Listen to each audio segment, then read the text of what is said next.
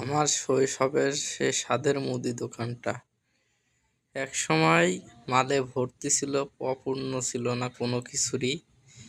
দেখতেই পারছেন সব কিছুই ছিল সেই সময়। হয়তোবা আমার কিছু ভুলের কারণে সবই আজ দোকানপাট শেষ হতে চলেছে।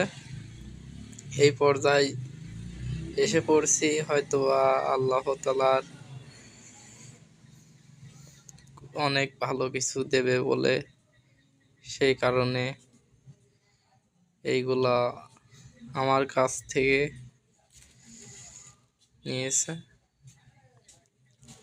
বেশি কিছু আশা করি না, আল্লাহর রহমতে যাই হোক দিনকাল খুবই সুন্দর কাটছে।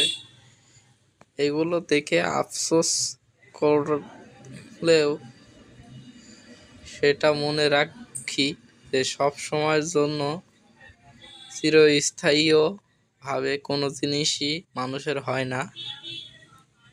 এটা বাস্তব জীবনের সঙ্গে অনেকটাই মিল থাকে। এক সময় মানুষের ধন দৌলতের অভাব থাকে না, কিন্তু তারপরেও কিছু জিনিস থাকে, অভাব থেকে যায় বা রয়ে যায়। কিন্তু